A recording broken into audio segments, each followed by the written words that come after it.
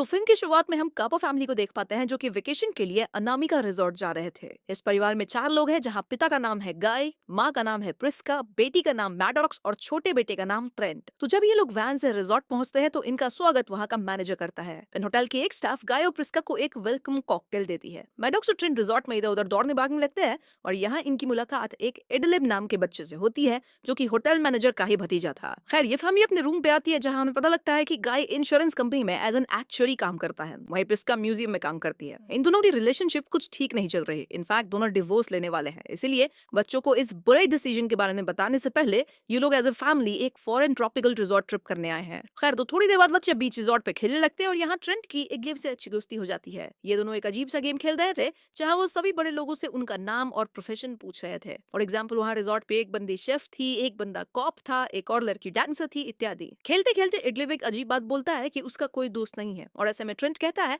कि मैं हूं ना तुम्हारा दोस्त। अब उस रात होटल में गाय और प्रिस्का लड़ने लग जाते हैं और पेरेंट्स को लड़ता सुन मैडॉक्स और ट्रेंट डरे नजर आते हैं। इनकी लड़ाई के दौरान हम व्यूअर समझ पाते हैं कि प्रिस्का को एक छोटा सा ओवेरियन ट्यूमर है। यहाँ एक और नोटवर्दी चीज ये थी कि एडलिब ट्रेंट को एक सीक्रेट मैसेज लिख के दिया था जिसे डिकोड करके ही पढ़ा जा सकता है और एडलिब इन्हें डिकोड करने का की भी दिया था जिसमें क्लियर था कि कौन सा सिंबल कौन से अल्फाबेट को डिनोट करता है। एनीवेज यहाँ से सीन चेंज होता है जहाँ हम अर्ली मॉर्निंग टाइम बीच पे एक लड़का और लड़की को देखते हैं। लड़की अपने कपड़े उतार के स्विमिंग करने जाती है और ये लड़का उस लड़की को घूरे जा रहा था। Coming back to hotel, well वहाँ ब्रेकफास्ट का टाइम हो चुका था और कैपा फैमिली भी ब्रेकफास्ट कर में आते हैं। होटल का मैनेजर इनसे आकर कहता है कि यहाँ से थोड़ी दूर एक प्राइवेट बीच है जो कि बहुत ही खूबसूरत है, like once in a lifetime experience. तो आप लोग वहाँ जरूर जाओ, मैं आपकी फैमिली के लिए होटल की तरफ से वैन अरेंज करवा दूंगा। नाउ कैपा फैमिली ऑब्वियसली इसके लिए अग्री कर जाते हैं। ऑल्दो एज अ व्यूअर हम एक अजीब चीज नोटिस करते हैं कि मैनेजर अपने भतीजे एडलिब को ट्रेंट और फैमिली से दूर रहने कहता है। अब ब्रेकफास्ट के दौरान ही हम एक और फैमिली से इंट्रोड्यूस होते हैं जिसमें 4 लोग थे। यहाँ हस्बैंड का नाम चार्ल्स था जो कि एक सर्जन था, उसकी बीवी का नाम क्रिस्टल था जो कि अपनी ब्यूटी को लेकर थोड़ा ऑब्सेस थी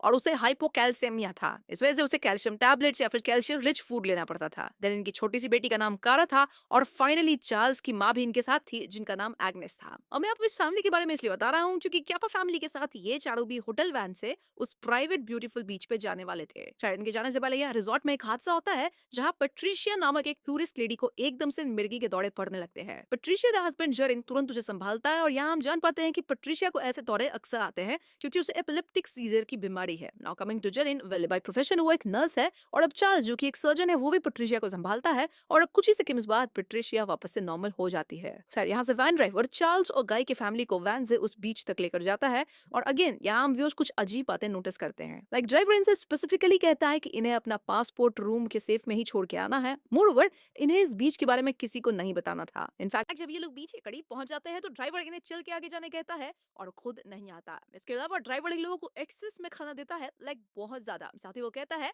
कि आप लोग कॉल करोगे तो मैं आपको पिक करने आ जाऊंगा या फिर 5 बजे शाम को मैं एनीवेज आ जाऊंगा। गायो चार्ल्स की फैमिली केजेस एरियाज होकर बीच तक पहुंचते हैं जो कि वाकई में काफी सुंदर सा था। यहाँ बीच में हम पहले से एक इंसान को देख पाते हैं। इस इंसान को बीच पे देख चार्ल्स थोड़ा अनकंफर्टेबल फील करता है फॉर सम रीजन। तो इसके बाद सभी लोग बीच पे मजे करने लगते हैं और मैडस ध्यान देती है कि वो जो अकेला इंसान है ना वो एक्चुअली में एक फेमस रैपर है नेम्ड मिडसाइड सेडान। जी हाँ दोस्तों, मैडक्स तुरंत उससे मिलना चाहती थी लेकिन गाय उसे समझाता है कि भले वो सेलिब्रिटी है लेकिन वो एंजॉय करने वेकेशन पे आया है तो उसे डिस्टर्ब मत करो। मैडक्स ट्रेंट और काड़ा पानी में खेलने लगते हैं जब ट्रेंट नोटिस करता है कि यहाँ के पानी में एक भी मछली नहीं दिख रही थी। उसी मोमेंट ट्रेंट को पानी में एकदम से एक मृत शरीर फ्लोट होता हुआ दिखता है और वो चिल्लाकर सबको बुलाता है। सभी लोग इस शरीर को पानी से निकालते हैं जो कि किसी औरत की थी। एज अ व्यूअर हम क्लियरली समझ पाते हैं कि ये वही लेडी है जो कि मिडसाइड सेडान के साथ थी। तभी अचानक सेडान के नाक से अचानक खून निकलने लग गया था और ऐसे में चार्ल्स को सेडान पे ही शक होता है। चार्ल्स का मानना था कि सेडान इस लड़की को मार के समुद्र में फेंक दिया होगा और उसी हाथापाई में सेडान को चोट लगी होगी तभी तो उसके नाक से खून निकल रहा है। इस बात पर सेडान का कहना था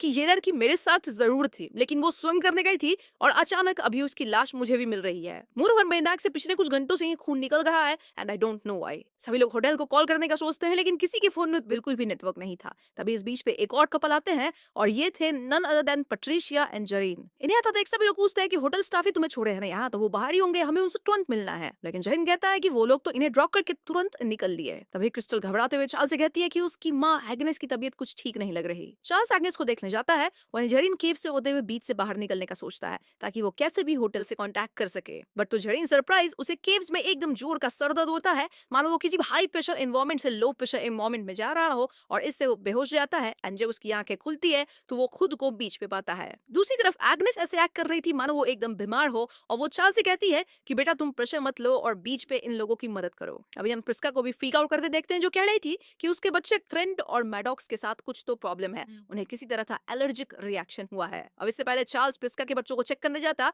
उसकी माँ की सांसें रुक जाती है। जी हाँ दोस्तों, चार्ल्स की माँ समाओ मर चुकी है और चार्ल्स अब फ्रीक आउट करने लग गया था। दूसरी तरफ मैडॉक्स और ट्रेंट जेरीन और पेट्रिशिया से बात कर रहे थे, जहाँ खेल खेल में जेरीन गेस करता है कि ट्रेंट 11 साल का होगा, लेकिन ट्रेंट कहता है मैं तो सिर्फ 6 साल का हूँ। Now this was weird. और तभी वहाँ गाय और पिस्का भी आते हैं और वो अपने बच्चों को पहचान ही नहीं पाते।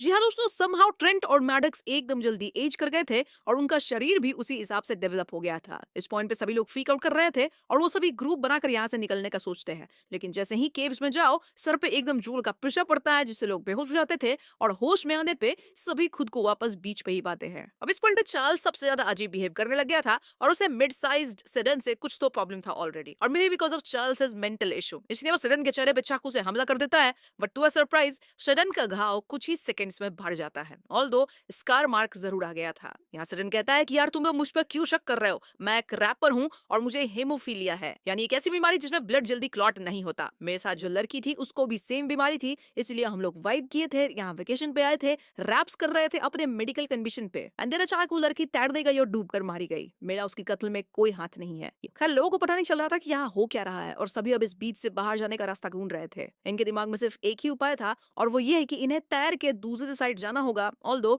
समुद्री लहर के खिलाफ तैरना बहुत मुश्किल है। इस पॉइंट में पेट्रिशिया सबको बुलाती है और अपने अपने इश्यूज डिस्कस करने कहती है, क्योंकि वो एक साइकोलॉजिस्ट थी और उसके हिसाब से ये सब मास हिस्टेरिया के कारण हो रहा है। लेकिन तभी अचानक से प्रिस्का ऐसे बेहोश होती है मानो उसे किसी तरह की बीमारी हो गई हो। चार्ल्स भी कहता है कि प्रिस्का के पेट वाला ट्यूमर काफी बड़ा हो चुका है, एंड दिस वाज इम्पॉसिबल क्योंकि कुछ ही दिन पहले तो उसका ट्यूमर डिस्कवर हुआ था जो कि सिर्फ 3 सेंटीमीटर का था। ऐसे में गाय डिसीजन लेता है कि प्रिस्का का यही ऑपरेशन करके ट्यूमर निकालना होगा, वरना वो मारी जाएगी। चार्ल्स प्रिस्का को ऑपरेशन करने के लिए उसका पेट काटता है, लेकिन ये घाव भी सेकंड्स में भर जाता है। ऐसे में ये लोग पेट को कट करके ओपनिंग को उंगलियों से होल्ड करते हैं और फिर प्रिस्का का बड़ा सा ट्यूमर निकाल देते हैं। इसके बाद तो पेट का कट अपने आप ही हील भी हो जाता है और प्रिस्का को होश भी आ जाता है, जहां अब वो बेटर फील कर रही थी। नॉस पूरा ऑपरेशन प्रोसेस को देख के सभी शॉक में थे ही, लेकिन स्पेशली चार्ल्स अजीब बातें बोलने लग गया था, लाइक जैक निकलसन और मार्लिन ब्रांडो एक साथ किसी फिल्म में थे और उस फिल्म का नाम क्या था। आई नो ये बात सुनने में अजीब लग रही होगी, लेकिन हम भी समझ पाते हैं कि चार्ल्स मेंटली स्टेबल नहीं है, मोस्ट प्रोबेबली वो स्किज़ोफ्रेनिक है। खैर इस घटना के बाद सेडान जब उस लड़की के मृत शरीर को चेक करने जाता है तो वो शरीर ऑलरेडी डिकम्पोज हो चुका था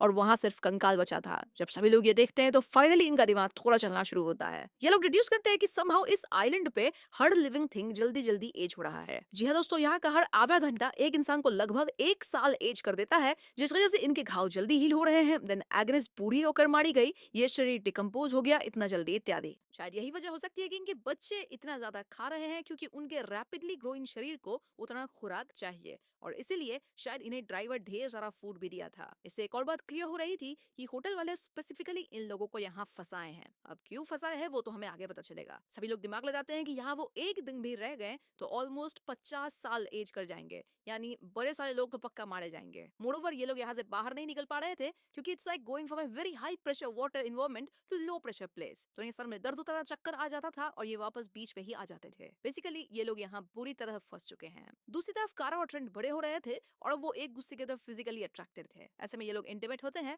और अगले ही क्षण कारा प्रेग्नेंट भी थी। जी हाँ दोस्तों, सभी लोग कारा को प्रेग्नेंट देख फ्रीक आउट करते हैं और कुछ ही देर में कारा बच्चा भी डिलीवर कर देती है। ऑल्दो ये बच्चा सर्वाइव नहीं कर पाता, क्योंकि इस एनवायरनमेंट में बच्चा इतना फास्ट ग्रो होता है कि उसे प्रॉपर अटेंशन, केयर या न्यूट्रिशन नहीं मिल पाया। अब इस इंसिडेंट के बाद सभी ब्रेक डाउन करने लग जाते हैं और चार्ल्स का दिमागी संतुलन पूरी तरह से बिगड़ चुका था। वो एकदम वॉयलेंट होने लग गया था और उसको ऐसा देख क्रिस्टल भी टूट जाती है। क्रिस्टल अब पहले जैसी खूबसूरत नहीं दिख रही थी और वो अपने पुराने लवर गुइसेप्पे को याद करने लगती है। क्रिस्टल बताती है कि वो अपने पुराने लवर गुइसेप्पे को इसलिए छोड़ दी थी क्योंकि वो अच्छा नहीं दिखता था। खैर दूसरी ओर चार्ल्स एकदम से सेडान पे चाकू से हमला करके उसे जान से मार डालता है। गाय चार्ल्स के हाथ से स्लोली चाकू ले लेता है और हम चार्ल्स को कंप्लीटली अनस्टेबल देखते हैं। अब जेरिन प्लान करता है कि वो समुद्र में स्विम करके उस पार जाएगा, देन हेल्प लेकर आएगा। सब लोग जेरिन को मना करते हैं, लेकिन जेरिन कहता है कि वो स्विम टीम में रह चुका है तो वो स्विम कर पाएगा। और जेरिन जाने के बाद सभी लोग आपस में बात करते हैं और वो सभी नोटिस करते हैं कि इन सब की फैमिली में एक चीज कॉमन है, वो ये है कि सभी के परिवार परिवार में कोई ना कोई किसी तरह के मेजर बीमारी के साथ जूझ रहा था। लाइक चार्ल्स मेंटली ओके नहीं था, प्रिस्का को ट्यूमर था, पेट्रिशिया को सीजर्स आते थे, स्टूडेंट का ब्लड क्लॉटिंग का इशू था, क्रिस्टल को हाइपोकैल्सीमिया है इत्यादि। यानी कि इन सभी को इनके मेडिकल कंडीशन के कारण चुना गया है। इनफैक्ट सोचने पे सभी अग्री करते हैं कि इनको इस वेकेशन के बारे में किसी पैम्फलेट, ऑफर या टारगेटेड एडवर्टाइजिंग से ही पता लगा था। दिस प्रूव्ड कि ये लोग हैंड पिक्ड थे और यहाँ कुछ तो एक्सपेरिमेंट चल रहा है और ये लोग ही उसके लिए चुने गए हैं। इस पॉइंट पे ट्रिंग भी नोटिस करता है कि दूर वाले पहाड़ से लाइट रिफ्लेक्ट कर रहा था, यानी वहाँ कोई तो कैमरास लगाए इन पे नजर रख रहा है। अब इतना कुछ पता लगने के बाद भी ये लोग बेबस थे, क्योंकि ना तो ये यहाँ से बाहर जा सकते थे, ना ही कुछ और कर सकते थे। तो इसके बाद मैडिक्स अपने मॉम को कन्फ्रंट करती है कि वो गाय के साथ इसलिए डिवोर्स लेना चाहती है क्योंकि उनका किसी और के साथ चक्कर चल रहा है। फिर उसका अग्री करती है और वो कहती है कि जब उन्हें ट्यूमर का पता लगा तब वो फ्रीक आउट कर गई थी और ऐसे में उन्हें लग रहा था कि वो भी एक दिन मारी ही जाएंगी बहुत जल्द, तो इसीलिए उन्होंने अफेयर शुरू कर दिया। लेकिन अब वो बेटर फ्री कर रही हैं एंड शी रिग्रेट्स इट। ये सब सुनकर मैडॉक्स उदास होकर पानी में जाती है, जहां थोड़ी देर में ही उसे जरिन की लाश तैरते हुए मिलती है। जी हाँ दोस्तों, जरिन तैरते हुए होश खो दिया होगा, जिसके परिणाम अनुसार वो भी डूबकर मारा गया। धीरे धीरे सबका मनोबल टूटने लग गया था और यहाँ कारा एंड ट्रेंट अपने बच्चे को दफनाते हैं। इसके बाद कार डिसाइड्स कि वो पत्थरों पर चढ़ के यहाँ से बाहर निकल जाएगी, लेकिन ऊपर जाने के बाद एज एक्सपेक्टेड वो बेहोश होती है एंड नीचे गिर के मारी जाती है। कारा की मौत से ट्रेंट एकदम टूट जाता है और उसके परिवार वाले उसको संभालते हैं। वहीं पेट्रिशिया भी अपने पति की तरह तैर के भागने का सोचती है, लेकिन तभी उसे एक खतरनाक सीजर आता है और इसी से वो मारी जाती है। थोड़ी देर बाद गाय को कम दिखने लगता है बिकॉज ऑफ कोल्ड एज, वही प्रिस्का को कम सुनाई देने लगता है। एंड अगर हम क्रिस्टल की बात करें तो वो अपने कैल्शियम डिफिशियंसी की वजह से एकदम फ्रजाइल हो गई थी और खराब दिखने लगी थी। अब क्योंकि गाय और प्रिस्का बूढ़े होने लग गए थे, तो ये दोनों एक दूसरे से सुलह भी कर लेते हैं कि भाई जो हुआ हमारी लाइफ में सो हुआ, अब चंद घंटे हम एक दूसरे के साथ अच्छे से बिताएंगे। प्रिस्का गाय से सॉरी भी कहती है और गाय कहता है कि मुझे पता था कि तुम्हारा अफेयर चल रहा है, लेकिन जो बीत गई सो बात गई। चंद घंटे हमारे जिंदगी के बचे हैं and I want to spend my time with you. दूसरी तरफ ट्रेंट और मैडॉक्स को रेट में कुछ सामान वगैरह मिलता है जो कि यहाँ इनसे पहले आए हुए विक्टिम्स का होगा। इसमें इन्हें एक डायरी मिलती है जो कि किसी ऐसे बंदे का था जिसे साइंस फिक्शन राइटर बनना था। वो बंदा इस जगह को लेके एक थियरी लिखा था जिसके मुताबिक यहाँ का मैग्नेटिज्म डिफरेंट है और यहाँ के जो रॉक्स है वो भी अलग तरह के स्पेशल मिनरल से बने हैं। इसी कारण यहाँ लोगों के सेल्स जल्दी एज होने लगते हैं। तो अगर ये लोग किसी तरह के मेटल ट्यूब में घुस के यहाँ से बाहर निकले तो शायद इनका रैपिड एजिंग भी बंद हो जाएगा और ये बेहोश भी नहीं होंगे, जिससे ये इस जगह से निकल पाएंगे। सवाल ये है कि इस बीच पे इन्हें मेटल ट्यूब कहाँ से मिलेगा। यहाँ ट्रेंट एक और चीज कंफर्म कर लेता है कि दूर पहाड़ से इन पे कैमरास की मदद से पक्का कोई नजर रख रहा था, वो भी 24/7। दूसरी तरफ गाय का विजन काफी ब्लर हो चुका है और चार्ल्स पूरी तरह अपना आपा खो चुका है। ऐसे में चार्ल्स गाय पे चाकू से हमला कर देता है, लेकिन गाय के घाव तुरंत भर जा रहे थे। चार्ल्स रुक ही नहीं रहा था और इसीलिए प्रिस्का गाय को बचाने के लिए एक जंग लगे चाकू से चार्ल्स को कट करती है। अब आइडियली ये कट भरना चाहिए था, लेकिन क्योंकि खंजर में जंग लगा था तो चार्ल्स का वूंड सेप्टिक हो जाता है और वो कुछ ही देर में उसके पूरे खून और शरीर में फैल जाता है, यानी कि चार्ल्स को टेटनस जैसा कुछ तो हो गया और वो भी मारा गया। वहीं ट्रिंटो मैडॉक्स केव वाले रास्ते से अंदर जाते हैं जहां क्रिस्टल थी और अब वो एकदम फ्रजाइल हो चुकी थी, साथ ही वो एकदम अजीब दिख रही थी और वो इसी गम में एकदम टूट चुकी थी। ऐसे में वो पत्थर से ट्रिंटो मैडॉक्स पे हमला करने लगती है, ये कह के कि मुझे मत देखो। लेकिन कैल्शियम वाली बीमारी के कारण उसका शरीर इतना फ्रजाइल हो चुका था कि उसकी हड्डी शीशे की तरह टूटने लगी थी। जो पत्थर वो उठा रही थी वो उसके ऊपर ही गिर जा रहा था और इससे उसका हाथ पैर टूट रहा था। धीरे धीरे उसके रेंगने से भी उसका पूरा शरीर मुड़ने लग गया था, टूटने लग गया था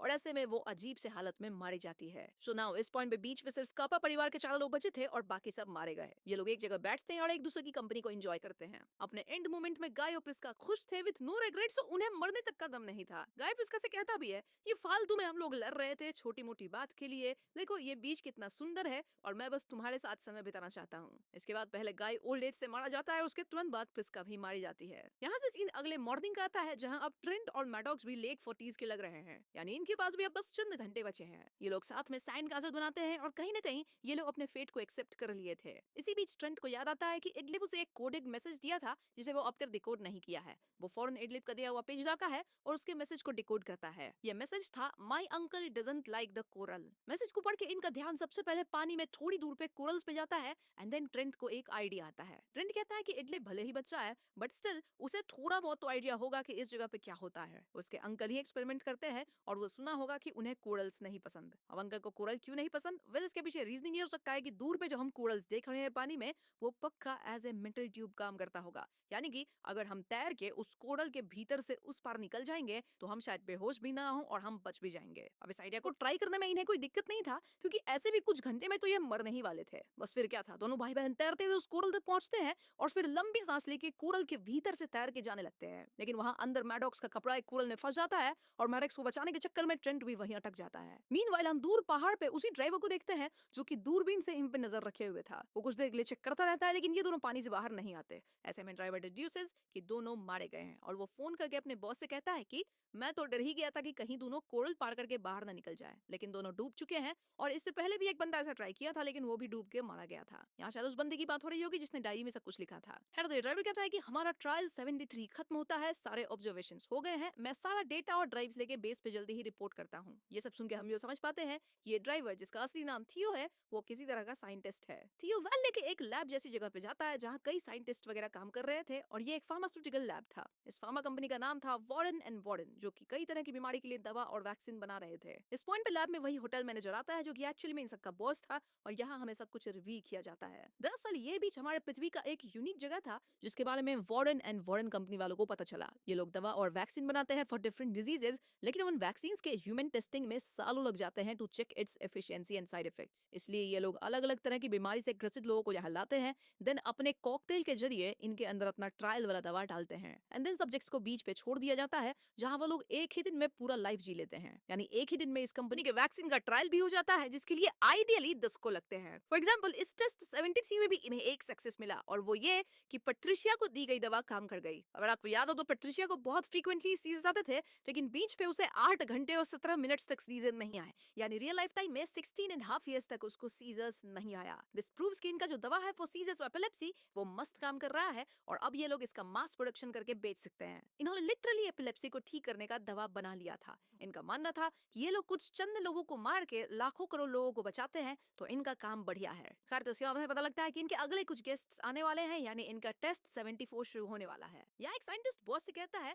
कि मे बी हमें मेंटल हेल्थ वाले लोगों को अभी नहीं लाना चाहिए, क्योंकि टेस्ट 73 में चार्ल्स सडन को मार दिया, जिससे हमें ब्लड क्लॉटिंग वाले दवा का ढेर सारा डेटा नहीं मिल पाया, क्योंकि जिस बंदे को बीमारी था वही मर गया। ये सुंदर बॉस कहता है कि ये सब फालतू रूल नहीं आएगा, और अगर तुम्हें ऐसा रूल कुछ चाहिए तो फॉर्म भर के वॉर्डन एंड वॉर्डन कंपनी को भेज दो। खैर, इसके बाद बॉस वापस से एज होटल मैनेजर अपने होटल पे जाता है, और यहाँ वो एडलिट से कहता है कि तुम फालतू में सभी लोगों से दोस्ती मत करो, मैं बताऊंगा किससे करना है, क्योंकि कुछ लोग जो यहाँ आते हैं वो वापस कभी तुमसे नहीं मिलेंगे। बेसिकली होटल मैनेजर कह रहा था कि यहाँ पे कुछ लोगों पे मैं एक्सपेरिमेंट करता हूँ, वो मारे जाते हैं, तो तुम उन लोगों से ही दोस्ती करो जो कि नॉर्मल टूरिस्ट है। इसके बाद वो अपने नए गेस्ट्स को वेलकम करने लगता है जो कि उसके नेक्स्ट शिकार होने वाले थे। वही होटल में याद है एक बंदा था जो बाई प्रोफेशन कॉप था। वेल, उसके सामने आते हैं ट्रेंट और मैडॉक्स। जी हाँ दोस्तों, ये दोनों भाई बहन वहां से बच निकले थे, और वो कॉप को वही डायरी देते हैं जो कि इन्हें बीच में मिला था। ये डायरी जिस साइंस फिक्शन राइटर बंदे का था, वो अपने बैच के विक्टिम्स का नाम वगैरह लिखा था। साथ ही ट्रेंट भी अपने बैच वाले विक्टिम्स को लिख दिया था। वो कॉप से कहता है कि ये सभी लोग मिसिंग होंगे क्योंकि इनका कत्ल हुआ है। इसके बाद ट्रेंट सीधा मैनेजर के पास जाता है जो कि अपने नए गेस्ट को वेलकम ड्रिंक देने वाला था। ट्रेंट उनका ड्रिंक गिरा के कहता है